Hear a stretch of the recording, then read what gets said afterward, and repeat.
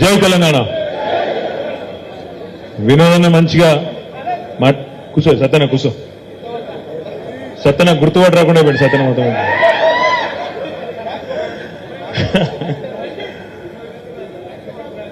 Cinema actor అయిపోయిందా?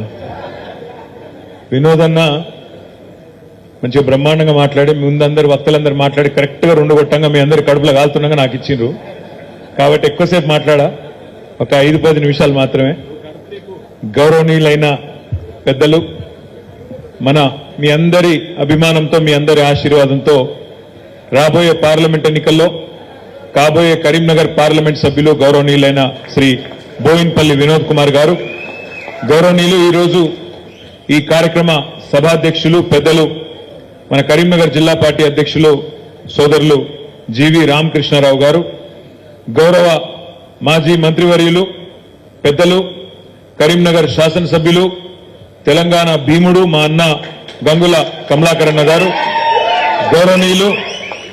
గౌరవనీయులు మరి హుజూరాబాద్ లో మొన్న హేమాహేమిలను మహామహులను మట్టి గరిపించి యువ శాసనసభ్యుడిగా పట్టపగ్గాలు లేని ఉత్సాహంతో ముందుకు దూసుకొని పోతున్న మా తమ్ముడు సోదరుడు హుజూరాబాద్ శాసనసభ్యుడు పాడి కౌశిక్ రెడ్డి గారు, గౌరవనీయులైన పెద్దలు తెలంగాణ సాంస్కృతిక సారథిగా మానకొండూరు శాసనసభ్యుడిగా విశేషమైన సేవలు అందించిన గౌరవనీయులైన పెద్దలు అన్న రసమై బాలకిషన్ గారు, అన్నగారు గౌరవనీయులు పెద్దలు హుస్నాబాద్ మాజీ శాసనసభ్యులు గౌరవనీయులైన ఒడితల సతీష్ కుమార్ గారు, గౌరవనీయులు పెద్దలు చొప్పదండి మాజీ శాసనసభ్యులు పెద్దలు సుంకె రవిశంకర్ అన్న గారు, గౌరవనీయులు వేములవాడ నుండి మొన్న ధీరోదాత్తంగా పోరాటం చేసి అవతలి వాళ్ళు ఏడుపులు తుడుపులతో మరి కొంత స్వల్ప తేడాతో గెలిచినా ఎల్లవేళలా కార్యకర్తలకు అందుబాటులో ఉంటూ అక్కడే ఉండి విశేషంగా పనిచేస్తున్న గౌరవనీయులు చలిమెడ లక్ష్మీ నరసింహారావు గారు, గౌరవ జిల్లా పరిషత్ మాజీ చైర్మన్ కరీంనగర్ జిల్లా ఉమ్మడి జిల్లా కానాడు ఉద్యమ బిడ్డ, గతంలో తెలంగాణ రాష్ట్ర సమితి యొక్క మహిళా విభాగం రాష్ట్ర అధ్యక్షురాలుగా పనిచేసిన సోదరి శ్రీమతి తుల ఉమ్మ గారు, గౌరవనీయులైన 5 జిల్లాల జడ్పీ చైర్మన్లు ఉన్నారు ఇక్కడ. కరీంనగర్ జిల్లా పరిషత్ చైర్మన్ గారు సోదరి విజయమ్మ గారు, జగిత్యాల జిల్లా పరిషత్ చైర్మన్ గారు సోదరి దావా వసంత సురేష్ గారు, మా రాజన్న సిరిసిల్ల జిల్లా పరిషత్ చైర్మన్ గారు సోదరి శ్రీమతి అరుణ రాఘవరెడ్డి గారు, హనుమకొండ జిల్లా పరిషత్ అధ్యక్షులు సోదరులు సుధీర్ గారు, 5వ మర్చిపోయిన 5వ ఎవరున్నారు? అచ్చా 4 ఉన్నాయి, వెళ్ళిపోయిన అతను. సిద్దిపేట జిల్లా పరిషత్ చైర్మన్ లేరు, ఇక్కడ వచ్చింది కానీ వేలేటి రోజా గారు రాలేదు. గౌరవనీయులైన పెద్దలు మరి 3 జిల్లా పార్టీల అధ్యక్షులు ఇక్కడ ఉన్నారు, 3 జిల్లా పార్టీల అధ్యక్షులు, కరీంనగర్ జిల్లా పార్టీ అధ్యక్షులు జీవి గారు, రాజన్న సిరిసిల్ల జిల్లా పార్టీ అధ్యక్షులు శ్రీ తోట ఆగయ్య గారు, అదేవిధంగా జగిత్యాల జిల్లా పార్టీ అధ్యక్షులు పెద్దలు కల్వకుంట్ల విద్యాసాగర్ రావు గారు, టెస్కాప్ చైర్మన్ గారు గౌరవనీయులు కొండూరి రవీంద్రరావు గారు, శాసన మండలి మాజీ సభ్యులు పెద్దలు నారదాసు లక్ష్మణ్ రావు గారు, కరీంనగర్ మేయర్ ఎల్లవేళలా మీకు అందుబాటులో ఉండే సోదరులు సునీల్ రావు గారు, డిప్యూటీ మేయర్ గారు గౌరవనీయులు శ్రీమతి మన స్వరూప హరికృష్ణ గారు, చెల్ల హరిశంకర్ గారు, అదేవిధంగా గౌరవనీయులైన మాజీ కార్పొరేషన్ల చైర్మన్లు రవీందర్ సింగ్ గారు, గెల్లు శ్రీనివాస్ యాదవ్ గారు, అనిల్ కుర్మాచలం గారు, బండా శ్రీనివాస్ గారు, గౌరవనీయులైన ప్రత్యేకంగా ఇద్దాం అనుకున్న తమ్మి గౌరవనీయులైన పెద్దలు కేసీఆర్ గారి ఆదేశం మేరకు ప్రత్యేకంగా ఈరోజు కరీంనగర్ కథనబేరి కార్యక్రమాన్ని విజయవంతం చేయడానికి హైదరాబాద్ నుంచి ప్రత్యేకంగా కేసీఆర్ గారి ఆదేశం మేరకు ఇక్కడికి విచ్చేసిన గౌరవ శాసన మండలి మాజీ సభ్యులు పెద్దలు మీకు సుపరిచితులు అన్న కర్నే ప్రభాకరన్న గారు, గౌరవ టీఎస్ఐఐసి మాజీ చైర్మన్ గారు పెద్దలు గ్యాదరి బాలమల్లు గారు కూడా ఉన్నారు, వారు కూడా ఇక్కడ ఉన్నారు. వారికి మాజీ శాసనసభ్యులు పెద్దలు గౌరవనీయులు శ్రీ మోహన్ రెడ్డి గారు, గౌరవ టీఆర్ఎస్ పార్టీ రాష్ట్ర కార్యదర్శి గౌరవనీయులైన పెద్దలు కర్రా శ్రీహరి గారు, ఇంకా వేదిక పైన ఉన్న గౌరవనీయులు జమీల్ గారు, మరొక రాష్ట్ర కార్యదర్శి గౌరవనీయులు గూడూరు ప్రవీణ్ గారు, వేదిక పైన ఉన్న మరి పెద్దలందరికీ అతిరథ మహారథులందరికీ మాజీ మార్కెట్ చైర్మన్ గారు గౌరవనీయులు మన బాపిరెడ్డి గారు, లోక బాపిరెడ్డి గారు, అదేవిధంగా మన గౌరవనీయులు ఎస్టీసెల్ అధ్యక్షులు రూప్ సింగ్ గారు, వేదిక పైన ఉన్న పెద్దలందరికీ పేరు పేరున హృదయపూర్వకంగా నమస్కారాలు. వేదిక ముందున్న మా అన్నదమ్ములకు, ఆడబిడ్డలకు, పాత్రికేయ మిత్రులకు అందరికీ హృదయపూర్వకంగా నమస్కారాలు. ముఖ్యంగా ఈ రోజు యొక్క సమావేశం మనం ఏర్పాటు చేసుకునే ఉద్దేశం మీకు తెలుసు. 12 తారీఖు నాడు మన పార్టీ అధ్యక్షులు పెద్దలు గౌరవనీయులు తెలంగాణ తొలి ముఖ్యమంత్రి కేసీఆర్ గారు తిరిగి జంగు సైరన్ ఊదడానికి కథన భేరి మోగించడానికి మన కరీంనగర్కే వస్తా ఉన్నారు. తప్పకుండా ఆ కార్యక్రమాన్ని విజయవంతం చేసే క్రమంలో ఈ రోజు 7 నియోజకవర్గాల ముఖ్యులను ఈ సమావేశానికి ఆహ్వానించుకోవడం జరిగింది. మీ అందరితో కూడా ప్రార్థన, మీ అందరితో కూడా విజ్ఞప్తి. కేసీఆర్ గారికి కరీంనగర్ అనే సెంటిమెంట్ ఉన్న విషయం మీకు బాగా తెలుసు. కరీంనగర్ లో ఏ కార్యక్రమం ప్రారంభించినా తప్పకుండా విజయవంతం అవుతుంది అనేది మన నాయకుడి యొక్క విశ్వాసం. అందుకే ఆనాడు పార్టీ పెట్టిన తర్వాత మొట్టమొదటి సింహగర్జన సభ, ఆనాటి ఆంధ్ర పాలన మీద ఆ రోజు సింహంలాగా గర్జించిన కేసీఆర్ గారు ఆనాడు ఎంచుకున్న పట్టణం కూడా ఇదే కరీంనగర్. మే 17, 2001 నాడు ఆనాటి ఆంధ్ర పాలన మీద సింహగర్జన, మళ్లీ ఒక్కసారి ఈ రోజు అబద్దాల రేవంత్ రెడ్డి పాలన మీద మళ్లీ కథన బేరీ మోగించడానికి, జంగు సైరన్ ఊదడానికి 12 నాడు, మార్చి 12 నాడు మళ్ళొక్కసారి భారీ బహిరంగ సభ అదే వేదిక ద్వారా, అదే ఎస్ఆర్ఆర్ కాలేజీ మైదానంలో అక్కడనే జరుపుకోబోతా ఉన్నామనే మాట కూడా నేను మీ అందరికి విజ్ఞప్తి చేస్తా ఉన్నా. ఈ రోజు పోస్టర్లు ఆవిష్కరించుకున్నాం. ఈ పోస్టర్ గ్రామ గ్రామానికి పోవాలి, ప్రతి మండలానికి పోవాలి, ప్రతి పట్టణానికి పోవాలి. వేలాదిగా ప్రతి నియోజకవర్గం నుండి కూడా తరలి వచ్చి మన నాయకులు, కార్యకర్తలు, మన ముఖ్యమైన మన క్యాడర్ అంతా కూడా వచ్చి కరీంనగర్ లో జరిగే ఈ బహిరంగ సభను బ్రహ్మాండంగా విజయవంతం చేయవలసిన బాధ్యత మన మీద ఉన్నదనే మాట నేను మీకు గుర్తు చేస్తా ఉన్నా. ఇక ఎన్నికల శంఖారావం కరీంనగర్ నుంచే మన పెద్దలు కేసీఆర్ గారు వచ్చి ఇక్కడ నుంచే ప్రారంభించబోతున్నారు. ముఖ్యంగా వినోదన గురించి ఇప్పటికే చాలా మంది సోదరులు, కౌశిక్ రెడ్డి గారు గాని, కమలాకర్ అన్న గాని, బాలకృష్ణ అన్న గాని అందరూ కూడా చాలా బ్రహ్మాండంగా వివరంగా చెప్పినారు. నేను మీ అందరితో ప్రార్థించేది ఒకటే, మీరు చూస్తున్నారు జరుగుతున్న రాజకీయ పరిణామాలన్నీ మీరు చూస్తా ఉన్నారు. నిన్నగాక మొన్న భారత ప్రధానమంత్రి నరేంద్ర మోడీ గారు మన తెలంగాణకు వచ్చిండు. వచ్చి మరి ఆదిలాబాద్ పార్లమెంటుకు ఇంకో కాడికి వచ్చి ఏదో ఒకటి 2-3 కార్యక్రమాలకు శంకుస్థాపన లేచి హడావుడి చేసిపోయిండు. ఆ సందర్భంగా రేవంత్ రెడ్డి గారు మాట్లాడిన మాటలు మీరు విన్నారు. నిన్న కూడా రేవంత్ రెడ్డి గారు మహబూబ్ నగర్ లో మాట్లాడిన మాటలు కూడా మీరు వినే ఉంటారు. గత 3 నెలలుగా రేవంత్ రెడ్డి గారు మాట్లాడుతున్న మాటలు మీరు అందరూ కూడా గమనిస్తున్నారు, వింటున్నారు. కానీ నాకైతే నిన్న అర్థం కాలేదు. మహబూబ్ నగర్ లో ఆ భాషా ప్రయోగము, ఆ ఆవేశంతో ఊగిపోవడము, నోటికొచ్చిన మాటలు, అంటే అధికారంలో ఉండి కూడా ఇంత ఫ్రస్ట్రేషన్ ఎందుకో, ఇంత ఆగమాగం ఎందుకైతుండో నాకైతే అర్థమైతలేదు. మీరు చూసుంటారు నిన్న ఆయన మాట్లాడుతున్నాడు, నేను జేబుల కత్తెర పెట్టుకొని తిరుగుతున్నా, ఎవరన్నా పిచ్చి పిచ్చి పనులు చేస్తే గొంతు గోస్తా, కడుపు జింపుతా, మీ పేగులు మెడలేసుకొని తిరుగుతా. ఇది ఒక ముఖ్యమంత్రి గారు మాట్లాడిన మాటలు. నిన్న మా ప్రభుత్వాన్ని ఏమన్నా చేస్తే మానవ బాంబులైతామని మాట్లాడుతున్నాడు. చాలా విచిత్రంగా అనిపిస్తున్నది నాకు తెలియక అడుగుతా, జేబుల కత్తెరలు పెట్టుకుని ఎవడు తిరుగుతాడే? జేబు దొంగలు తిరుగుతారు. జేబుల కత్తెరలు పెట్టుకుని తిరుగుతాడు ఎవడన్నా ముఖ్యమంత్రి, ఎవడన్నా రాజకీయ నాయకుడు జేబుల కత్తెర పెట్టుకుని తిరుగుతున్నా అని చెప్తాడు. ఇక గసంటోడు మన ముఖ్యమంత్రి, మన కర్మ. మీరు చూడండి, ఆయన మాటలు చూడండి, ఆయన ఫ్రస్ట్రేషన్ చూడండి. సెక్రటేరియట్లో మాట్లాడతాడు, నేను ఇక్కడ ఏదో ఉంటుందనుకొని వచ్చినా, లంకె బిందెలు ఉంటాయనుకొని వచ్చిన, ఇక్కడ లంకె బిందెల్లో అన్ని ఖాళీ కుండలు ఉన్నాయని చెప్తున్నాడు. లంకె బిందెల కోసం గడ్డపారలు పట్టుకొని, తటపారలు పట్టుకొని, నెత్తి మీద దుప్పటి కప్పుకొని అర్ధరాత్రి ఎవరు తిరుగుతారు? మరి ఈయన గతంలో ఏం చేస్తున్నారో నాకైతే తెలియదు. కానీ ఈ లంక బిందెల కథ ఏంది, జేబుల కత్తెరల కథ ఏంది, అసలు ముఖ్యమంత్రి స్థాయిలో మాట్లాడే మాటలేనా? ఆ ఫ్రస్ట్రేషన్ ఏంది, ఆ ఊగిపోవుడేంది ఆవేశంతో? ఇంకా దిక్కుమాలిన పదం ఏంటంటే మానవ బాంబులు అవుతారట. రేవంత్ రెడ్డి గారికి నేను చేసే విజ్ఞప్తి ఒకటే, మానవ బాంబులు ఇవి అవి కాదు, నీ పక్కనే ఉన్నాయి కాంగ్రెస్ పార్టీల బాంబులు. ఎవరో కాదు నీ కూల్చేది, నీ పక్కనున్న బాంబులే. నల్గొండ బాంబు, ఖమ్మం బాంబు, వాళ్ళే నీ గవర్నమెంట్ మీద వాళ్ళే చేస్తారు. చేసేదంతా మేమేం చేయం. మేము మనస్ఫూర్తి కోరుకుంటున్నాం రేవంత్ రెడ్డి గారు, నువ్వు 5 ఏళ్లు నిక్షేపంలాగా ఉండాలి, 5 ఏళ్లు ఉండాలి. నువ్వు ఇచ్చిన 420 హామీలు అమలు చెయ్యాలనే డిమాండ్ చేస్తున్నాం, చెయ్యాలనే కోరుకుంటున్నాం. ఎందుకంటే ప్రజలకు తెలిసి రావాలి, ప్రజలకు కూడా తెలిసి రావాలి. ఖచ్చితంగా ఎవరు గుర్రమో ఎవరు గాడిదో ప్రజలకు కూడా తెలిసి రావాలి. ఎందుకంటే ప్రజలకు తెలుస్తుంది, వెలుగు చీకటి 2 చూస్తేనే వెలుగు విలువ తెలుస్తుంది. కేసీఆర్ ను రేవంత్ రెడ్డిని ఇద్దరిని చూసినాకనే ప్రజలకు కూడా మన నాయకుడి యొక్క గొప్పతనం ఏందో తెలుస్తుంది అనే మాట కూడా ఈ సందర్భంగా నేను విజ్ఞప్తి చేస్తా ఉన్నా. అందుకే రేవంత్ రెడ్డి గారు బీపీ పెంచుకొని ఆగమాగం కాకు, నీవు బీపీ గోలు వేసుకో, మంచిగా సల్లకు కూసో, నీకు మా వైపు నుంచి ఏం ప్రమాదం లేదు. నీకు ప్రమాదం అంటూ ఉన్నదంటే నీ పక్కన కూర్చున్న నీ కాంగ్రెస్ వాళ్ళతో ఉన్నది తప్ప మా నుంచి నీకేం బాధ లేదు. నువ్వు 5 ఏళ్లు కొనసాగు, నువ్వు అట్లే ఉండు. 420 హామీలు ఇచ్చినావు, 1 కాదు 2 కాదు 420 హామీలు ఇచ్చినావు. ఆ 420 హామీలు నిలబెట్టుకోకపోతే ఎంబడబడతాం, ఎంటాడతాం, ఇడిచిపెట్టమనే మాట కూడా నేను విజ్ఞప్తి చేస్తా ఉన్నా. మిత్రులారా, మీ అందరికీ నేను ఒకటే కోరేది, ఈరోజు మార్చి 7వ తారీఖు సరిగ్గా రేవంత్ రెడ్డి ప్రభుత్వం వచ్చి 90 రోజులు నిండిన రోజు ఈరోజు. మార్చి 17 నాడు 100 రోజులు నిండుతుంది. 100 రోజుల్లో చాలా చేస్తా అని చెప్పిండు రేవంత్ రెడ్డి గారు. ఏమేం చెప్పిండు ఒకసారి యాద్ చేసుకోండి. కేసీఆర్ బిచ్చమేసినట్టు ఇస్తున్నాడు 10,000 రైతు బంధు. నేను రాగానే 15,000 ఇస్తా, మీరొక్క 10 రోజులు ఆగితే నేను 15,000 రూపాయలు మీ ఖాతాలు ఇస్తా అన్నాడు. రైతు బంధు కాదు, రైతు భరోసా అన్నాడు. వచ్చిందా భరోసా? వచ్చిన రైతు బంధు?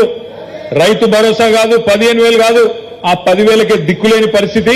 ఇలా రైతులు పాపం కొంతమంది మోసపోయి ఓట్లు వేసిండ్రు, వాళ్ళు బాధపడుతున్నారు, ఆగమైతున్నారు. అయ్యో అనుకోకుండా వీళ్ళ దొంగ మాటలు నమ్మి, మోసపు మాటలు నమ్మి ఓట్లేసినాం కదా, మరి కేసీఆర్ ఇచ్చే రైతు బంధు కూడా వడకపాయే కదా అని చెప్పి ఇలా ఒకళ్ళ ముఖాలు ఒకళ్ళు చూసుకుంటా ఉన్నారు. మన దగ్గరకు వస్తలేరు. వచ్చి చెప్పేందుకు కొద్దిగా అభిమానం అడ్డం వస్తుంది. మరి ఓటమి వాళ్ళకేస్తే మీ వీళ్ళని అడిగితే ఎట్లా అని చెప్పి కొద్దిగా పాపం కింద మీద అయితా ఉన్నారు. వాస్తవం ఏంది అంటే ఈ ముఖ్యమంత్రి గారికి ఈ రోజు వరకు కనీసం రైతు బంధు ఇచ్చే ముఖం కూడా లేదు, రైతు బంధు ఇచ్చే తెలివి కూడా లేదు అనే మాట ఇలా గ్రామాన రైతులే చర్చ పెడుతున్న మాట వాస్తవం అని చెప్పి కూడా నేను మాట్లాడుతా ఉన్నా, నేను విజ్ఞప్తి చేస్తా ఉన్నా. అదే విధంగా ఇంకొక మాట అన్నాడు రేవంత్ రెడ్డి గారు, మీరెవ్వరైనా సరే రాష్ట్రంలో ఉండే రైతులు ఆలోచించకండి, ఇప్పటిదాకా లోన్ తీసుకోకపోతే ఉరుకున్రి, బ్యాంకుకు పోండి, జల్దీ పోండి, పోయి తెచ్చుకోండి, 2 లక్షలు తెచ్చుకోండి, నేను వస్తున్నా డిసెంబర్ 9 నాడు సంతకం పెడతా, 2 లక్షల రుణం మాఫీ చేస్తా అన్నాడు. మరి అలా మనం ఏమడుగుతున్నాం? తిడుతున్నాం ఆయననేమన్నా? అంత ఫ్రస్ట్రేషన్ ఎందుకు, అంత బాధ ఎందుకు, అంత గొంతు చీల్చుకునేందుకు? అడుగుతున్నాం, యాద్ చేస్తున్నాం. ఏమంటున్నాం?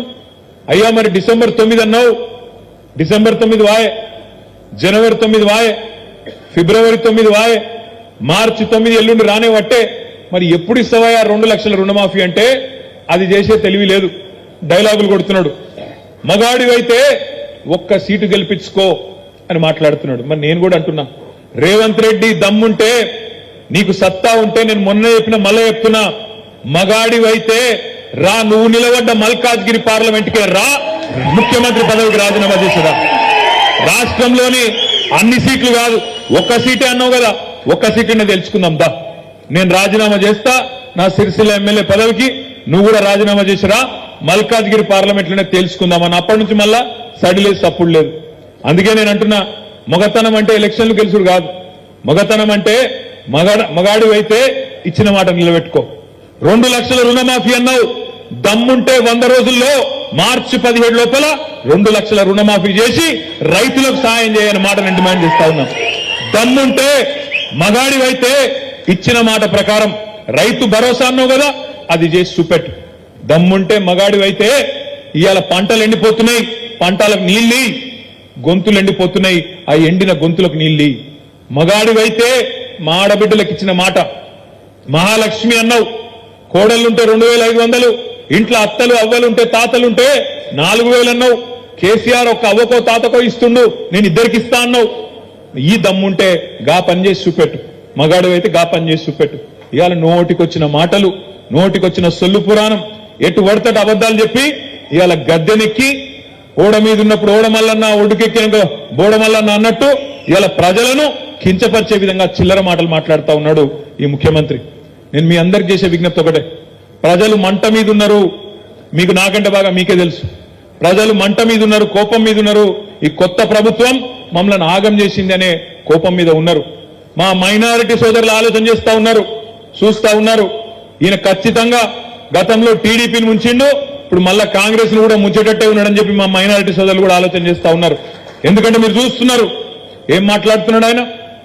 ప్రధానమంత్రి ముంగట పోయి నిలబడి ఆప్ హమారే బడే భయ్యా హై, బడే బాయి హై అంటాడు. అందుకే కేసీఆర్ గారు ఎప్పుడు చెప్తుంటారు, బడే బాయితో బడే బాయి చోటే మియా సుబాన్ అల్లా అని చెప్తుంటారు కేసీఆర్ గారు. గట్లున్నది కథ ఇయ్యాల. అసలు బడే బాయ్ అట నరేంద్ర మోడీ. ఇంకొక మాట అంటాడు సిగ్గు లేకుండా, ఇప్పుడే మా జమీల్ భాయ్ చెప్పిండు, ఆత్మగౌరవం కలిగిన ఏ తెలంగాణ బిడ్డ మాట్లాడని మాట, ఆత్మగౌరవం ఉన్న ఏ తెలంగాణ బిడ్డ కూడా ఒప్పుకోని మాట.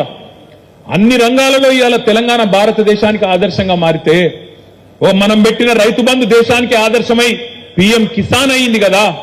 మనం రైతు బంధు పెట్టినాకనే కదా మోడీ కాపీ కొట్టి పీఎం కిసాన్ అని పెట్టుకున్నాడు. మనం ఇంటింటికి నీళ్ళు ఇచ్చినాకనే కదా మిషన్ భగీరథ ద్వారా మోడీ కాపీ కొట్టి హర్ ఘర్ జల్ అన్నాడు. మనం ఇక్కడ మిషన్ కాకతీయ చేసినాకనే కదా మోడీ కాపీ కొట్టి అమృత్ సరోవర్ అన్నాడు. ఇట్లా ఎన్ని రంగాల్లో దేశానికి ఆదర్శమైంది తెలంగాణ. అట్లాంటి తెలంగాణ మోడల్ను కించపరుస్తూ ఏం మాట్లాడతావు నువ్వు? గుజరాత్ మోడల్ చేస్తాం మన రాష్ట్రాన్ని మాట్లాడతావా? ఏంటిది గుజరాత్ మోడల్ అంటే? తెల్లారలేసి హిందువులు ముస్లింలు తన్నుకునుడా, లేకపోతే రైళ్లలో పోయేటోళ్ళని కాల్చి చంపుడా? ఏంటిది నీ గుజరాత్ మోడలు? ఏంది నీకు నచ్చిన నీ గుజరాత్ మోడలు? మీ నాయకుడు రాహుల్ గాంధీ ఏమో గుజరాత్ మోడల్ బేకారు మోడల్, అటర్ ఫ్లాప్ మోడల్ అంటాడు. నువ్వేమో ఇక్కడుండి గుజరాత్ మోడల్ గొప్పదంటావు. ఇది మా రాష్ట్రంలో ఉన్న సోదరులందరూ చూస్తలేరు అనుకుంటున్నావా? ఆలోచన చేస్తలేరు అనుకుంటున్నావా? మీ నాయకుడు రాహుల్ గాంధీ ఏమో అదానిని పొట్టుపోటు తిడతాడు. 609వ స్థానంలో ఉన్న అదాని ప్రపంచంలో మోడీ గారి ప్రాపకం వల్లనే 2వ స్థానానికి ఎదిగిండు అని రాహుల్ గాంధీ మాట్లాడతాడు. నువ్వేమో అదానితో నలైబలై చేసుకొని అదాని సాన గొప్పోడు తెలంగాణకు వస్తున్నాడు అని చెప్తాడు. ఇట్లా ఒకటి రెండు కాదు, చెప్పుకుంటా పోతే సిగ్గుపోతుంది. గని దిక్కుమాలిన పనులు చేసిన ఈ రేవంత్ రెడ్డి ప్రభుత్వం 90 రోజుల్లోనే ఇవాళ ప్రజాభిమానాన్ని కోల్పోయి ఇవాళ ప్రజల్లో పల్సన్ అయ్యింది. నిన్న ఆయన మాట్లాడుతుంటే గమ్మత్ అనిపించింది నాకు. ఆయన అంటాడు కాలం మంచిగా కాలేదు, కరువు వస్తున్నది, కాబట్టి అందరం కలిసి ఎదుర్కొందామంట. నేను మిత్రులందరూ దయచేసి జాగ్రత్తగా వినాలని విజ్ఞప్తి చేస్తా ఉన్నా. ఇది కాలం తెచ్చిన కరువు కాదు, ఇది కాంగ్రెస్ తెచ్చిన కరువు అనే మాట నేను మీకు విజ్ఞప్తి చేస్తా ఉన్నా. కాలం తెచ్చిన కరువు కానే కాదు, ఇది కాంగ్రెస్ తెచ్చిన కరువు. ఎట్లా అంటారా? ఒక్కసారి దయచేసి ఆలోచన చేయండి. మన నాయకుడు పెద్దలు కేసీఆర్ గారికి తెలంగాణలోని భౌగోళిక పరిస్థితుల పట్ల, ఇక్కడి వాతావరణ పరిస్థితుల పట్ల, ఇక్కడ రైతుల దుస్థితి పట్ల సంపూర్ణమైన ఆలోచన అవగాహన ఉంది కాబట్టే ఆయన పూర్తి స్థాయి ఏకాగ్రతతో మొదటి 10 ఏళ్లు తెలంగాణలో నీళ్లు ఇవ్వాలి అనే తపనతోని కమిట్మెంట్తో పనిచేసిండు. తెలంగాణ ఎట్లుంటదంటే ఒక్క నిమిషం మీరు అర్థం చేసుకుంటే చెప్తున్నాను. ఇట్లా ఒక గుడిసె లెక్క ఉంటుంది తెలంగాణ. భౌగోళికంగా చూస్తే ఒక గుడిసె లెక్క ఉంటుంది. ఇట్లా ఒక దిక్కేమో కిందికి గోదావరి నది వారుతుంటది, ఇంకో దిక్కు కృష్ణా నది వారుతుంటది. గోదావరి ఏమో సముద్రానికి 80 మీటర్ల మీద ఉంటది, కృష్ణా నదేమో సముద్రానికి 100-110 మీటర్ల మీద ఉంటది. మన తెలంగాణ ఇప్పుడు మన కరీంనగర్ పట్టణం దగ్గర 300 మీటర్ల పైన ఉంటది. హైదరాబాద్ 535 మీటర్ల మీద ఉంటది. ఇట్లుంటది తెలంగాణ, ఇట్లా గుడిసె లెక్క. మరి నీళ్లు కిందున్న నీళ్లు పైకి తేవాలి, కరీంనగర్ నీళ్లు తేవాలి, చొప్పదండికి నీళ్లు తీసుకురావాలి, హుస్నాబాద్ హుజురాబాద్ సిరిసిల్లకు, వేములవాడకు, సిద్దిపేటకు నీళ్లు తేవాలంటే నీళ్లు పైకి తీసుకొచ్చుడు, గుంజుకొచ్చుడు, బోర్లు ఎట్లయితే వేస్తామో, భూగర్భంలో ఉండే నీళ్లను గుంజతందుకు, పైకి గుంజతందుకు బోరింగ్లు ఎట్లయితే వేస్తామో గట్లనే లిఫ్ట్ పెట్టి ఆడికెళ్లి నీళ్లు తీసుకురావాలి. అందుకే కేసీఆర్ గారు ఏం చేసిండు? మేడిగడ్డ దగ్గర ఎక్కడనైతే 80 మీటర్ల కాడ గోదావరి నది ప్రవహిస్తుంటదో, ఎక్కడనైతే ఎర్రటి ఎండాకాలంలో కూడా మే నెలలో కూడా రోజుకు 100 టీఎంసీల నీళ్లు, 100,000 క్యూసెక్ల నీళ్లు కిందికి సముద్రంలోకి వృధాగా పోతున్నాయో, వేస్ట్ గా పోతున్నాయో, అవి అక్కడ బ్యారేజ్ కట్టి ఆడికెళ్లి నీళ్లు కట్టి ఆడికెళ్లి దశల వారీగా మేడిగడ్డ నుంచి అన్నారం నుంచి సుందిల్లా, ఆడికెళ్లి ఎల్లంపల్లికి వెళ్లి మిడ్మానేరు మీదికెళ్లి ఒక దిక్కు మలకపేట, ఇంకో దిక్కు గౌరవెల్లి, ఇంకో దిక్కు అన్నపూర్ణ, ఆ పైకి రంగనాయక సాగరు, ఆ పైకి మల్లన్న సాగరు, ఆ మీదికి కొండపోచమ్మ సాగర్. 80 మీటర్ల నుంచి కొండపోచమ్మ సాగర్ గజ్వేల్ దగ్గర ఏదైతే ఉన్నదో 618 మీటర్ల మీద ఉంటుంది. అది ఒక ఆడికి నీళ్లు తీసుకొచ్చే అద్భుతమైన ప్రాజెక్టు కాళేశ్వరం అనే ప్రాజెక్టు. ప్రపంచంలోనే అతి పెద్దదైన ప్రాజెక్టు కాళేశ్వరం లిఫ్ట్ ఇరిగేషన్ లో. అంటే ఈ పిచ్చోళ్ళకి అది తెలియదు, బండి సంజయ్కి తెలియదు, రేవంత్ రెడ్డికి తెలియదు. వాళ్ళు మాట్లాడితే మేడిగడ్డ అంటారు. మేడిగడ్డ అనేది మొత్తం కాళేశ్వరం ప్రాజెక్టులో ఉండే 100 భాగాల్లో ఒకటి మేడిగడ్డ. ఆ మేడిగడ్డలో కూడా మనం పోయి చూసి వచ్చినాం. మొత్తం బ్యారేజ్ పొడవు 1.6 కిలోమీటర్లు, 1600 మీటర్లు, 85 పిల్లర్లు ఉన్నాయి అందులో.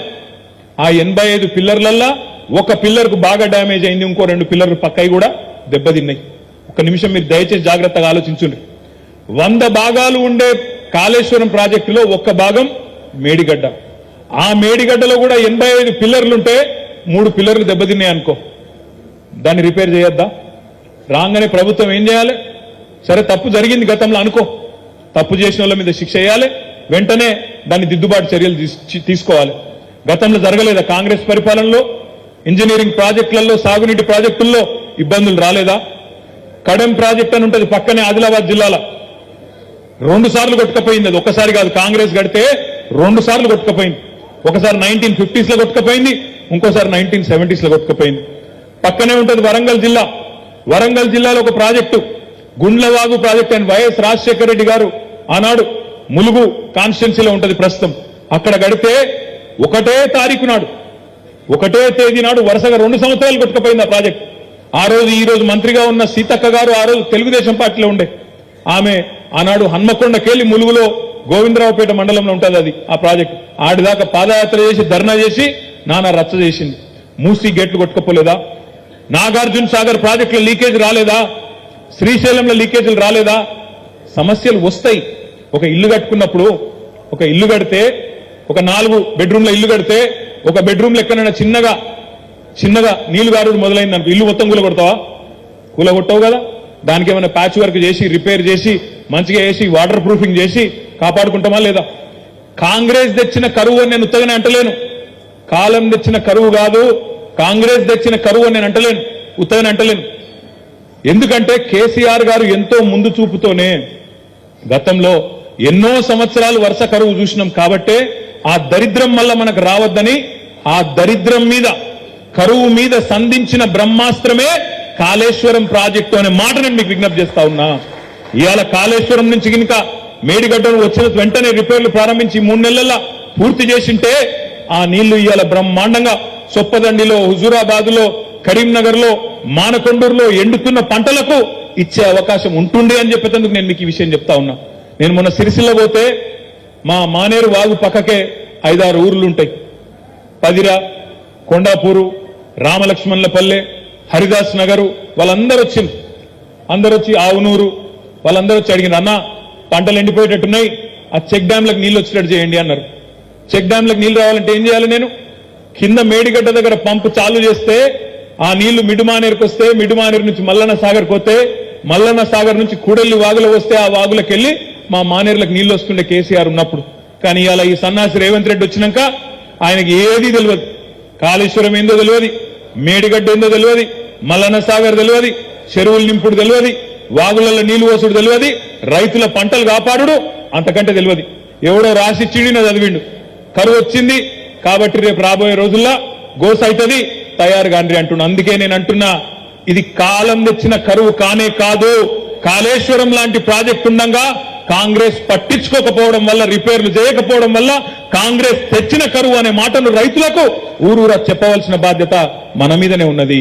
తప్పకుండా చెప్పాలి రైతులకు. ఇలా నీళ్లు ఎండుతున్నాయి అంటే, ఇంతకుముందు మా అన్న అన్నాడు, బాలకృష్ణ అన్నాడు, కౌశిక్ కూడా అన్నాడు, ఇదే టైంలో ఇవాళ కేసీఆర్ ముఖ్యమంత్రిగా ఉంటే ఎట్లన్నా సరే నీళ్లు తెస్తుండే, ఆ రైతుల పొలాలు కాపాడుతుండే అనే మాట ఇవాళ రైతుల గుండెల్లో నిండా ఉన్నది. అది గుర్తు చేయవలసిన బాధ్యత మన మీద ఉన్నది. సునీల్ రావు గారు ఇప్పుడే మేయర్ చెప్తున్నాడు, అన్నా మనం ప్రభుత్వంలో ఉండగా కరీంనగర్కు రోజు నీళ్లు ఇచ్చే స్కీమ్ చాలు చేసినామన్నా, కానీ దరిద్రం ఏంటంటే ఇప్పుడు ఎల్ఎండీలో నీళ్లు లేవు, కాళేశ్వరంలో కింద వీళ్ళు పట్టించుకోక, అక్కడ మేడిగడ్డ కాడికెళ్ళి నీళ్లు లిఫ్ట్ చేయక, లేదా ఆడికెళ్ళి నీళ్లు తెచ్చే ముఖం లేక కేసీఆర్ ను బద్నాం చేయాలని ఇలా ఎల్ఎండీని ఖాళీ చేస్తానన్నా. చేయడం వల్ల రాబోయే రోజుల్లో కరీంనగర్ లో కూడా గొంతెండుతుంది, ఇక్కడ కూడా డైలీ వాటర్ సప్లై బంద్ అవుతుంది అనే మాట మేయర్ గారు చెప్తా ఉన్నారు. సిగ్గుచేటు కాదా? కేసీఆర్ మీద కోపం ఉంటే, బీఆర్ఎస్ మీద కోపం ఉంటే బదనాం చేయాలంటే ఇది ఒక్కటే ఉన్నది ఆ పద్ధతి. రైతుల పొలాలు ఎండాలి, ప్రజల గొంతెండాలి, బతుకులాగం కావాలి అని చెప్పి అప్పుడు మళ్ళీ కేసీఆర్ ని తిట్టాలి అని ఒక చిల్లర ఆలోచన తప్ప, చిల్లర రాజకీయం తప్ప, ఇది ఒక ముఖ్యమంత్రికి ఉండవలసిన పద్ధతేనా? ఇది ఆలోచించమని చెప్పి నేను కోరుతా ఉన్నా. ఇక కాంగ్రెస్ ఏమో ఇట్లున్నది, ఇక బీజేపీ సంగతి నాకంటే బాగా మీకే తెలుసు. ఇక్కడ ఒక మహానుభావుడు, ఇక్కడ ఒకప్పుడు గొప్ప గొప్పోళ్ళు ప్రాతినిధ్యం వహించిన లోక్సభ ఇది, మంచి మంచి వాళ్ళు ఇక్కడ నుంచి ఎంపీలు ఉండే, ఒక చొక్కరావు గారు అనే ఒక పెద్ద మనిషి ఉండే, మంచి పేరు సంపాదించుకున్న పెద్ద మనిషి, కేసీఆర్ గారు ఉండే, బద్దం ఎల్లారెడ్డి గారు ఉండే, అట్లాంటి మహానుభావులు ఇక్కడ నుంచి ప్రాతినిధ్యం వహించిన ఈ కరీంనగర్ లో ఇవాళ ఒక ఆయన వచ్చిండు, ఆయన చూసిన ప్రతిసారి దండం పెట్టబుద్ధి అవుతుంది నాకైతే. ఎట్లా గెలిచిండ్రా నాయన ఆయన ఏం మాట్లాడుతాడో అర్థం కాదు, ఎప్పుడు ఏమంటాడో అట్లా అర్థం కాదు, ఏం ఒరుతాడో అర్థం కాదు. బండి సంజయ్ గారు గెలిచిండు అడ్డిమారి గుడి దెబ్బ అని గెలిచినాక 5 ఏళ్లు నేను బండి సంజయ్ గారిని ఒకటే అడుగుతున్నా, మా వినోదాన్ని ఇక్కడనే ఉన్నాడు, నువ్వు ఎప్పుడు రమ్మంటావో చెప్పు, అప్పుడు వస్తాడు కరీంనగర్ కమాన్ కాడికి. కరీంనగర్ కమాన్ కాడికి మా వినోదన్న మా పార్టీ తరఫున నువ్వు ఎప్పుడు రమ్మంటే అప్పుడు వస్తాడు. ఎందుకంటే గత 10 ఏళ్లలో 2014 నుంచి 24 వరకు 10 ఏళ్లలో మోడీ ప్రధానమంత్రిగా ఉన్న ఢిల్లీలో మొదట 5 ఏళ్లు వినోదన్న ఎంపీగా చేసిండు, తర్వాత 5 ఏళ్లు నువ్వు ఎంపీగా చేసినావు. సరే, మరి ప్రధానమంత్రి మోడీ ఉండే ఈ 10 ఏళ్లలో ఎంపీగా కరీంనగర్ కు ఎవరు ఏం చేసిండ్రో బహిరంగ చర్చకు దమ్ముంటే రా బండి సంజయ్, మా వినోదన్న మా పార్టీ తరఫున వస్తాడనే మాట నేను మీకు విజ్ఞప్తి చేస్తా ఉన్నా. డేట్ నువ్వు డిసైడ్ చేయి, టైం నువ్వు డిసైడ్ చేయి, ప్లేస్ మాత్రం కరీంనగర్ కమాన్. ఎందుకంటే కరీంనగర్ కమాన్లోనే తెలుసుకోవాలి నీ బతికేందో నీ లెక్కేందో. ఒక్కసారి ఆలోచించండి, 5 ఏళ్లలో కరీంనగర్ లో సొల్లువాగుడు, పిచ్చివర్రుడు, ఎక్కడ పడితే అక్కడ మొరుగుడు, కేసీఆర్ తిట్టుడు తప్ప ఒక్క మంచి పని చేసిండా? బుడ్డ పైసమందా మంచి పని చేసిండా? ఒక్క పని. కరీంనగర్ కు మొత్తం పార్లమెంటుకు ఒక గుడి తెచ్చినవా, ఒక బడి తెచ్చినవా, ఒక కాలేజీ తెచ్చినవా, ఒక పరిశ్రమ తెచ్చినవా, ఒక రోడ్డు తెచ్చినవా, ఒక రైలు తెచ్చినవా? మరి ఎందుకు ఎంపీకనికి నువ్వు ఎంపీగా ఉండాలని నేను అడుగుతా ఉన్నా. ఇయ్యాల ఎందుకు వేయాలని నీకు ఓట్లని నేను అడుగుతున్నా. మాట్లాడితే సొల్లు పురాణం, తెల్లారు లేస్తే నోటికొచ్చిన మాటలు, ఇష్టం వచ్చిన బూతులు, ఎటు పడతాడు సైకో లెక్క ఒర్రుడు తప్ప నువ్వు చేసింది ఏంది అని నన్ను అడుగుతున్నా. ఒక్క పని. నేను ఇవాళ మళ్ళొక్కసారి బండి సంజయ్ని అడుగుతున్నా, రమ్మంటే చెప్పు, కమలాకర్ అన్న వస్తాడు లేదా వినోదాన్ని వస్తాడు, మేం కావాలంటే నీకు చూపెడతాం. 10 ఏళ్లలో టీఆర్ఎస్ ప్రభుత్వం, బీఆర్ఎస్ ప్రభుత్వం ఏం చేసింది అభివృద్ధి, ఎక్కడెక్కడ ఏం కట్టినాం, రోడ్లు ఏం కట్టినాం, బిల్డింగ్లు ఏం కట్టినాం, స్కూళ్ళు ఏం కట్టినాం, మెడికల్ కాలేజీలు ఏం కట్టినాం, ఎక్కడ సస్పెన్షన్ బ్రిడ్జ్లు కట్టినాం, ఎక్కడ రివర్ ఫ్రంట్ కట్టినాం, ఎక్కడ గుడి కట్టినాం, తిరుమల తిరుపతి అద్భుతమైన వెంకటేశ్వర స్వామి ఆలయం కూడా ఎక్కడ కడుతున్నామో మేము తీసుకుపోయి నీకు చూపెడతాం. నువ్వు చేసిన ఒక్క పని చెప్పు. ఈ పని నేను చేసిన అచ్చంగా మోడీని పట్టుకొని తన్లాడి ఒక ఎంపీగా గట్టిగా కష్టపడి ఒక్క పని చేసిన అని చెప్పే ముఖం ఉందా నీకు? ఇవాళ నీకు ఎందుకు ఓటేయాలి, ఏం చూసి ఓటేయాలి? శివలింగం మీద తేలులాగా ఇలా చూస్తా వస్తుంటే ఆడికెళ్ళి శనిగరం యువతలకెళ్ళి పోస్టర్లు మొదలైనవి, పైన రాముడు కింద బండి సంజయ్. తిడదామంటే పైన రాముడు అంటే ఏందన్నట్టు, శివలింగం మీద తేలు లెక్క. గట్టిగా తేలు ఏమని అందామంటే దేవుడాయ కింద, అదో భయం. ఇలా అట్లనే సేమ్ రాముడిని అడ్డం పెట్టుకొని ఇలా రాముడిని అడ్డం పెట్టుకొని మాట్లాడుతున్నాడు. ఇంకా నీచమైన మాటలు. సరే, ఆయన మన పార్టీ కాదు, ఇక్కడున్న మంత్రి పొన్నం ప్రభాకర్, కానీ ఏం మాటలు మాట్లాడతారండి బండి సంజయ్? ఇలా మా ఆడబిడ్డలు ఆలోచించాలా. నువ్వు మీ అమ్మకే పుట్టినవని గ్యారంటీ ఉందా అంటాడా? అసలు ఇజ్జత్ ఉందా మాట్లాడేందుకు? కేసీఆర్ గారు ఒక్క మాట అంటే పోయిన ఎలక్షన్ లో నానా రచ్చ చేసి ఊరూరికి ఫ్లెక్సీలు పెట్టి చిల్లర ప్రచారం అంతా చేసి గోల్మాల్ చేసిన గెలిచిన ఎంపీ గారు క్షమాపణ చెప్తావా మా ఆడబిడ్డలకు? నీ తల్లికి నువ్వు పుట్టినవా అని అడిగేటోడు మన ఎంపీగా ఉండడు అవసరమా? నీ తల్లికి నువ్వు పుట్టినవా అని చెప్పి ఇవాళ ఒక మాట చిల్లర మాట మాట్లాడేటోడు ఒక చిల్లరగాడు ఇవాళ మన ఎంపీకి పనికొస్తాడా? ఆలోచించండి.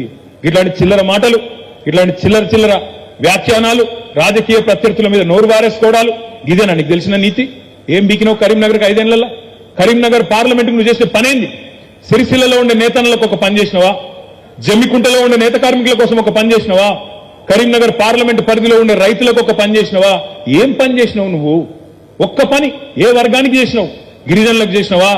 దళితులకు చేసినవా? మహిళలకు చేసినవా? ఏమీ లేదు. ఆఖరికి నీకు ఇచ్చిన ఎంపీ నిధులు కూడా ఖర్చు పెట్టే చేత కాదు. నువ్వు ఎంపీకి ఎందుకు ఉండాలని నేను అడుగుతా ఉన్నా. ఆయన అంటాడు, నేను మొన్న గిట్లే మాట్లాడితే లాస్ట్ టైం కరీంనగర్కి వచ్చినప్పుడు దేశం కోసం ధర్మం కోసం పనిచేస్తున్నా అంటాడు. మరి ధర్మం కోసం పనిచేస్తూ నువ్వు అయితే మఠం పెట్టుకో, ఎవడొద్దనండి నిన్ను? మంచిగా మఠం పెట్టుకో, మంచిగా మొత్తం కాషాయం వేసుకో, బ్రహ్మాండంగా తిరిగి ఎంతోమంది స్వామీజీలు పెద్ద పెద్ద వాళ్ళు ఎంతో మంది పనిచేస్తున్నారు సర్వం మొత్తం పరిత్యజించి. అట్లా అదంతద్దట. ఇటు ఎంపీ పదవి కావాలి, అధికారం కావాలి, బ్రహ్మాండంగా అధికారం ద్వారా వచ్చే లాభాలు కావాలి, కానీ ధర్మం కోసం పనిచేస్తున్నాను పోజులు కొట్టాలి, ప్రజల కోసం మాత్రం కరీంనగర్ కోసం పని చేయవద్దు. అందుకే తమ్ముళ్లను, అన్నలను, అక్కలను, చెల్లెలను అడిగేది ఇవాళ మన కోసం గర్జించే గొంతు, మన కోసం అద్భుతంగా రేపు పార్లమెంట్ లో కరీంనగర్ వాణిని వినిపించే గొంతు మన వినోదన్న గెలవాలంటే తప్పకుండా మనందరం కూడా గట్టిగా పనిచేయాల్సిన అవసరం ఉంది. మా తమ్ముడు కౌశిక్ రెడ్డి ఒక గొప్ప మాట చెప్పిండు. మీరందరూ కూడా మీరందరినీ ప్రార్థిస్తా ఉన్నాం. నాకు తెలుసు ఈ సంవత్సరం మొత్తం ఎలక్షన్లే. పార్లమెంట్ అయిపోగానే పంచాయతీ ఎన్నికలు అయిపోగానే ఎంపీటీసీలు, జెడ్పీటీసీలు, కౌన్సిలర్ ఎన్నికలు. మీ అందరికీ నేను ఒకటే మాట ఇస్తా ఉన్నా, పార్టీ యొక్క వర్కింగ్ ప్రెసిడెంట్ గా మిమ్మల్ని అందరినీ గెలిపించుకునే బాధ్యత తప్పకుండా మేము తీసుకుంటాం. మీ వేదిక మీద కూర్చున్న వాళ్ళం మేము ఊరూరు తిరుగుతాం. ఈ రోజు మీరు ఎట్లయితే కాలికి బల్పం కట్టుకొని తిరుగుతారో రేపు మీకోసం అంతకంటే ఎక్కువ పనిచేసే బాధ్యత ప్రతిపక్షంలో ఉన్నా తప్పకుండా మిమ్మల్ని గెలిపించేందుకు ఊరూరు తిరిగే బాధ్యత నేను తీసుకుంటా అని చెప్పి నేను మీకు మాటిస్తా ఉన్నా.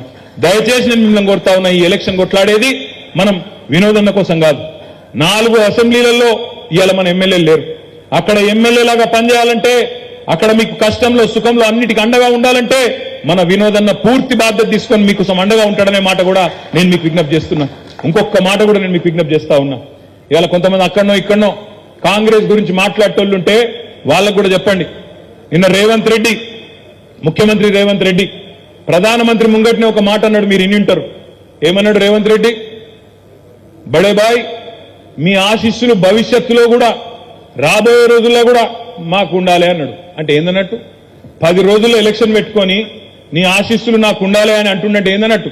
మా రాహుల్ గాంధీ బేకార్గాడు, సన్నాసి, వాడు గెలిచేది లేదు, పీకేది లేదు, కాంగ్రెస్ అనేది వచ్చేది లేదు, సచ్చేది లేదు, మళ్ళా నువ్వే ఉంటావని చెప్తాడు.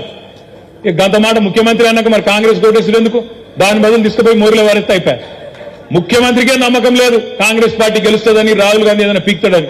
అట్లాంటి కాంగ్రెస్ ఓటేసుడు అవసరమా? ఈ మాట మనం తప్పకుండా చర్చ పెట్టాలి. ఇలా కాంగ్రెస్ గెలువది, వాళ్ళతో అయ్యేది లేదు, పోయేది లేదు, ఊదు గాలది, పీరి లేవది.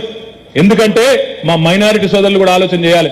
ఇలా వాళ్ళు ఎవరో ఢిల్లీకి వెళ్ళి చెప్తున్నారని, వీళ్ళు ఎవరో మహారాష్ట్రకి వెళ్ళి చెప్తున్నారని ఆగం కాకుండా మాట్లాడుతూ ఒకటే అంటారు, BJP be team be team.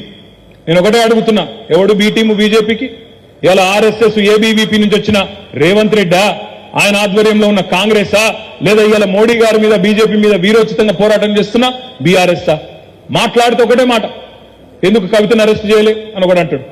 కవితను అరెస్ట్ చేయలేదు కాబట్టి మీరు బీజేపీ బీ టీం. నేను అడుగుతున్నా, బీ టీమే అయితే అసలు కేసు అవుతుండేనా? మొదలు అరెస్ట్ చేయలే అంటున్నావు కదా, నిజంగానే మేము బీ టీం అయితే మాకేదో అండర్స్టాండింగ్ ఉంటే అసలు కేసు అవుతుండేనా? అయ్యేతే కాదు కదా, ఈ దేశంలో మనం చూస్తున్నాం కదా, ఒక్క బీజేపీ మీద కేసు ఉందా? బీజేపీకి తొత్తులుగా ఉన్న ఒక్కల మీద కేసు ఉందా ఈ దేశంలో? బీజేపీ వాళ్ళందరూ రాజా హరిశ్చంద్రుని తమ్ముళ్ళు, బామ్మర్దులు, ఏలు విడిచిన కజిన్లు, మిగతా వాళ్ళే అందరూ లంగలు దొంగలు వాళ్ళ దృష్టిలో.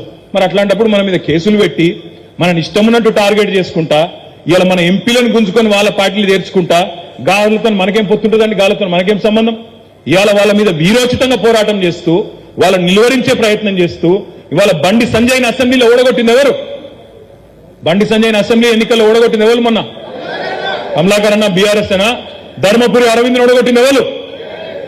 బీఆర్ఎస్ అయినా, ఈటెల రాజేందర్ హుజూరాబాద్ లో ఓడగొట్టింది ఎవరు? బీఆర్ఎస్ అయినా, గజ్వేల్లో ఈటెల రాజేందర్ ఓడగొట్టింది ఎవరు? సోయం బాబురావు ఓడగొట్టింది ఎవరు? దుబ్బాకలో రఘునందన్ రావు ఓడగొట్టింది ఎవరు? ఇక మరి వానికి మనకి ఏం సంబంధమే నాకు అర్థం కాదు. ఉన్న పీకుడు వాళ్ళందరినీ మనమే ఓడగొడుతుంది. బీజేపీలో ఉండే తోపు వాళ్ళు, తురుంఖాన్లు, తీస్మార్ఖాన్లు వాళ్ళందరినీ మనమే ఓడగొడుతుంది. మళ్ళీ వానికి మనకి ఏదో సంబంధం ఉందని కాంగ్రెస్ వాడు అనగానే మన వాళ్ళు నమ్ముడు, ఆగమాగం అవుడు. నేను అందుకే మిమ్మల్ని అనేది, కొద్దిగా ఆలోచనతో పోటైంది. రేపు ఇక్కడ బీజేపీని నిలువరించాలంటే, బండి సంజయ్ని ఓడించాలంటే కరీంనగర్ పార్లమెంటులో ఒక్క ఓటు కాంగ్రెస్ కేసినా ఆ లాభం అంతా జరిగేది బండి సంజయ్కి, బీజేపీకి అనే మాట మా మైనారిటీ సోదరులు కూడా గుర్తుపెట్టుకోవాలని చెప్పి నేను కోరుతా ఉన్నా. పొరపాటున కాంగ్రెస్ కి ఇక్కడ ఓటేస్తే మీరు గుర్తుపెట్టుకోండి, కాంగ్రెస్ ఈరోజు రేవంత్ రెడ్డి కాంగ్రెస్, ఇది మామూలు కాంగ్రెస్ కాదు, రేవంత్ రెడ్డి కాంగ్రెస్. ఈ రేవంత్ రెడ్డి అంటూ ఎక్కువ కాలం పట్టది. ఎలక్షన్ తర్వాత 100కు 100% మరొక ఏకనాథ్ షిండే, మరొక హిమంత బిశ్వాస్ శర్మ మన తెలంగాణ నుంచే రేవంత్ రెడ్డి రూపంలో నుంచి వస్తాడు.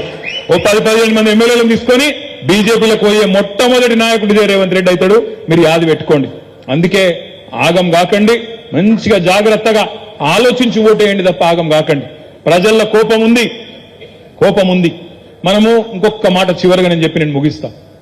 మనకు జనరల్ గా నాయకులకు ఏముంటదంటే, ప్రచారం అనగానే రోడ్ షోలు, మీటింగులు, హడావుడి, డామ్ డూమ్ డూమ్. అది కాదు. మన కరీంనగర్ పార్లమెంట్ లో 2189 పోలింగ్ బూతులు ఉన్నాయి. మీరు చేయవలసిందల్లా ఒకటే, మీ బూతుల మెజారిటీ తెచ్చే బాధ్యత మీరు తీసుకోరు, అంతే. ఇంకంతకంటే ఏం లేదు. మీరు దేశమంతా ఆలోచించకూరి. మీ బూత్ లో, మీ పోలింగ్ బూత్ లో మీకుండే 1000 ఓట్లలో నేను మెజారిటీ తెస్తా. నా జిమ్మెదారి గదే, గంతమందమే.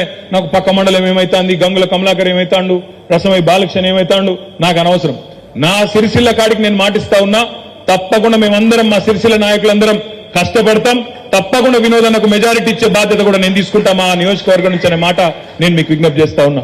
అదేవిధంగా తమ్ముడు కౌశిక్ రెడ్డి గారు, కమలాకర్ అన్న గారు, రవిశంకర్ అన్న గారు, లక్ష్మీ నరసింహారావు గారు, వారి అదేవిధంగా రసమై బాలకృష్ణ గారు అందరం కూడా గట్టిగా ఎక్కడో అక్కడ గట్టిగా పట్టుబడితే ఎవల పోలింగ్ బూత్ లో వాళ్ళు, ఎవల గ్రామంలో వాళ్ళు, ఎవల మున్సిపల్ వార్డులో వాళ్ళు అంతవరకే ఆలోచించారు. మీరు నెత్తి ఖరాబ్ చేసుకోకుండా అట్లుందట గిట్లుందట వాడేమన్నాడట వీడేమన్నాడట అదిగో కోతండి ఇదిగో కొండెంగా అది బంద్ చేయింది. మనం మన బూత్ లో మెజారిటీ ఎట్లా తేవాలి, మన ఊరు సంగతి ఏంది, మనకు బండి సంజయ్ అంటోడు చేసింది ఏంది, మనకు అసలు ఆయనతో పోటీ ఎందుకు ఉండాలి అనే మాట మనం గట్టిగా అనుకుంటే హుస్నాబాద్ లో సతీష్ అన్న ఎక్కడి వాళ్ళం అక్కడ గట్టిగా మనం పక్కడబందీగా కార్యాచరణ రూపొందించుకుంటే మనమే ఎంపీ క్యాండిడేట్ అన్నట్టు కొట్లాడితే ముమ్మాటికి ఒక్క సీటు గెలవమన్నాడు కదా రేవంత్ రెడ్డి. మొదటి విజయం కరీంనగర్ నుంచే ప్రారంభమవుతుందనే మాట కూడా నేను మీకు విజ్ఞప్తి చేస్తా ఉన్నా. 12 తారీఖు నాడు మధ్యాహ్నం 3:30-4 గంటలకు మనకు కేసీఆర్ గారి బహిరంగ సభ ఎస్ఆర్ఆర్ కాలేజీ మైదానంలో ఉన్నది. అన్ని రకాల ఏర్పాట్లు, అన్ని రకాల ఇంతజాం కూడా మరి మొత్తం నియోజకవర్గాల వారీగా ఉంటది. మీతో మీ నాయకులందరూ కూడా మాట్లాడతారు. తప్పకుండా కరీంనగర్ నుంచే మన జైత్రయాత్ర మొదలు కావాలని విజ్ఞప్తి చేస్తూ ఈ మీటింగ్ తర్వాత మీడియా మిత్రులకు కూడా విజ్ఞప్తి, ఈ సమావేశం తర్వాత ఎండిన పంటలు పరిశీలించడానికి కరీంనగర్ నియోజకవర్గంలో అదేవిధంగా సొప్పుదండి నియోజకవర్గంలో మేము కొంతమంది పోతా ఉన్నాం. దయచేసి మీరు కూడా రావాలి. ఆ ఎండిన పంటలను తప్పకుండా రాష్ట్ర ప్రజలకు కూడా చూపెట్టాలని చెప్పి కూడా కోరుతూ మళ్ళొక్కసారి ఇంత పెద్ద ఎత్తున కేవలం కొన్ని గంటల వ్యవధిలో విచ్చేసిన మా అన్నదమ్ములకు అక్క చెల్లెలకు ధన్యవాదాలు తెలియజేస్తూ జై తెలంగాణ. Thank you.